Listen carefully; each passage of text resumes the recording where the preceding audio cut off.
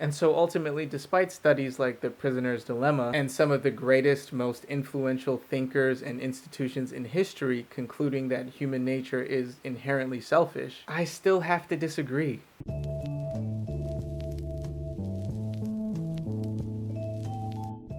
Alright, so a couple of months ago, I was doom scrolling on Reddit and I came across this post from the Shower Thoughts subreddit, which is a place where, as the name implies, you post thoughts that seem like they struck you while you were in the shower. And the posts range from weirdly introspective to completely absurd. But anyway, this particular post read, "We don't know what the most successful lie in history was because it is still being believed." And I thought this was pretty interesting, so I jumped into the comments to see what people were saying. And as usual, there was a healthy mix of pop culture references, ridiculous but hilarious inside jokes, which, if you know, you know.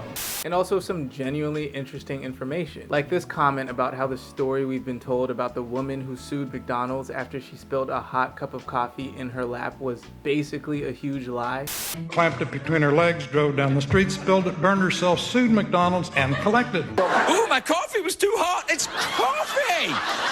Yeah, turns out she wasn't the villain, and this really wasn't a joking matter. The woman's claims were completely legitimate, and the burns that she suffered were absolutely horrific. I won't show you the pictures, but trust me, they're tough to look at. She had to have surgery where they grafted the skin from other parts of her body onto the open wounds to close up the third-degree burns that she suffered. I mean, this poor woman was portrayed as this devious mastermind who ripped off this giant corporation to the tune of $3 million, when in reality she was just a poor old woman who got horribly burned by a product that was decidedly too dangerous for consumption, and who had every right to question the business practices of the company that sold her that dangerous product. And to be honest, up until a couple of months ago, I still believed that she was the villain. But anyway, I'm getting carried away. Media sensationalism and misinformation isn't the point of today's video, and I can make an entirely separate series about that issue in particular. In fact, I already kind of touched on this topic in my video about the Amber Heard versus Johnny Depp trial, so feel free to check that out if that's something you're interested in. Getting back on topic, today's video is about these successful, widely believed lies that we don't yet know aren't true. So going back to that thread, someone had made a comment that I felt the need to respond to. Now, unfortunately, I don't remember exactly what that comment was since it was later deleted, but I had responded to this ghost comment by saying also that human nature is inherently selfish/evil. Basically, I was trying to say that this perception of human nature is also a lie that we constantly perpetuate, but I went on to say, if you devise a system that intentionally or unintentionally stakes our survival against our morals, then it makes sense that people are going to choose their survival 99.9% of the time. You can't stop to help the person on the side of the road if it means you'll be late for work / lose your job / sacrifice your ability to survive. I don't think that makes people inherently selfish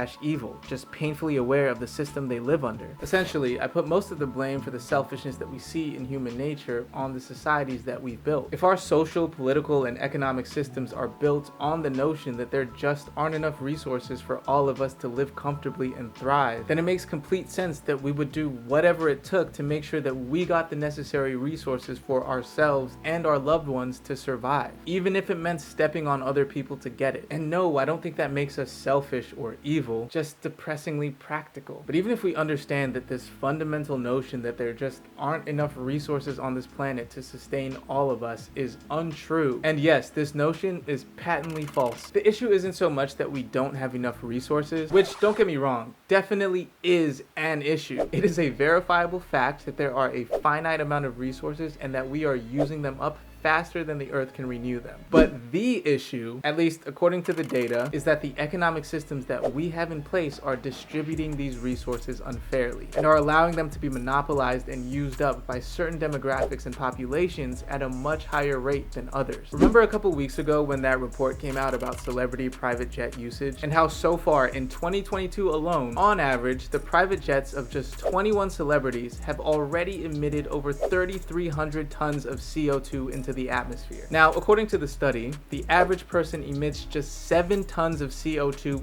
annually. The year isn't even over and just 21 celebrities in their private jets have already emitted over 480 times the annual emission of the average person. But sure, let's keep telling asthmatic people to stop being so lazy and selfish and look for greener solutions for their chronic lung disease. But again, I'm getting off topic. So anyway, like I was saying, even if we understand that the notion that there aren't enough resources to sustain all of us isn't the whole truth, there's still really nothing we can do about that. At the end of the day, we still have to live, work, and fight for survival under these economic systems. And so we will continue to prioritize our own survival over the inherent moral desire to help other people. Now, that last bit about us having an inherent moral desire to help other people is just my opinion. But that opinion is backed up by data and research. This article from Psychology Today, which is quickly becoming one of my favorite online resources. But anyway, this article first acknowledges that there is a general assumption that human nature is inherently negative, and that we are strongly disposed to traits like selfishness, domination, and warfare. The article goes on to detail how the field of evolutionary psychology justifies this belief by suggesting that our innate selfishness is linked to a particular gene that was evolutionarily selected during prehistoric times when people's survival depended on access to natural resources like rivers, forests, and animal groups. And those who could outcompete their rivals survived. And thus we are the product of those ultra-competitive survivors. And that's an interesting theory, but the article goes on to disprove it by clarifying the assumption that this theory is based on, that prehistoric life was a competitive struggle for survival, is completely false. The prehistoric era was categorized by low population density and high access to natural resources, resulting in a diminished need for competition. The article went on to cite evidence from anthropologists that claim that early hunter-gatherer societies were actually characterized by extreme political and sexual egalitarianism, going so far as to establish methods of preserving this egalitarianism and ensuring status differences don't arise within these communities by putting down or ridiculing anybody who becomes too boastful. The article concludes that the good side of our nature is much more deep-rooted than the evil side, and so therefore it is inaccurate to portray human beings as these genetic machines whose selfish and ruthless nature is the inevitable consequence of their prehistoric struggle to survive. And so scientifically speaking, there is ample evidence to suggest that human nature isn't inherently selfish or evil. Interestingly enough, this article also mentioned how research has shown repeatedly that when the natural habitats of primates, such as chimpanzees, are disrupted, they tend to become more violent and hierarchical. So perhaps something similar has happened to us, since we gave up the hunter-gatherer lifestyle and switched to farming and then started to live in towns and cities. And this indirectly circles back to my argument about the selfishness in our nature being attributed to the systems that we live under, or in other words, to our social, political, and economic environments. Maybe the disruptions to our natural habitats have resulted in the markedly negative shift in our natures,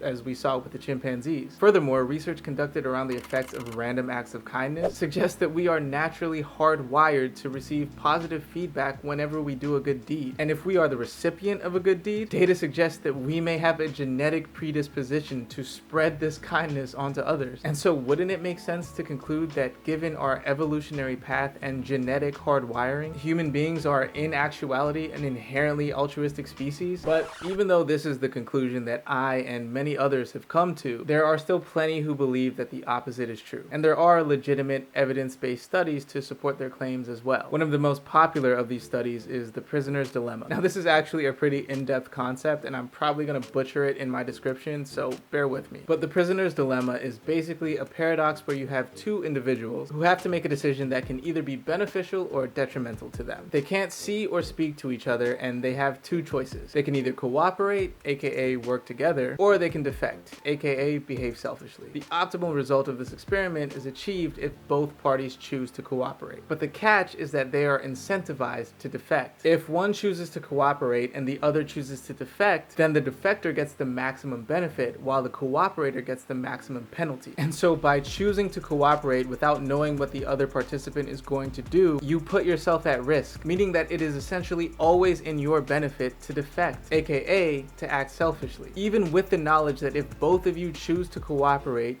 you will receive the best possible outcome. And so through several decades of conducting this experiment, it seems that the most likely outcome is that the participants will choose to behave selfishly, leading to suboptimal outcomes for both, ultimately suggesting that human nature is inherently selfish. Now, I would argue that this experiment just further proves that human beings are exceptionally pragmatic, given that the participants recognize that the greatest outcome requires the greatest individual risk, and so they choose options where optimal outcomes are are still possible with less of a risk. But I also have to concede that I am not a scientist, and that in my limited research on this subject, I didn't see anything where those who were conducting this experiment controlled for those variables, but that doesn't mean that they didn't. Furthermore, some of history's most notable philosophers argued that human nature was either downright evil, or at the very least was a combination of both good and evil. Plato viewed the human soul as a chariot being pulled by two horses, one noble and one evil, and he believed that our existence essentially boils down to us just trying to keep the evil horse under control. The philosopher Arthur Schopenhauer, and a quick disclaimer, I don't know who this is or how to pronounce his name, but I'm guessing he didn't like human beings very much because he said, "Man is at bottom a dreadful wild animal. We know this wild animal only in the tame state called civilization,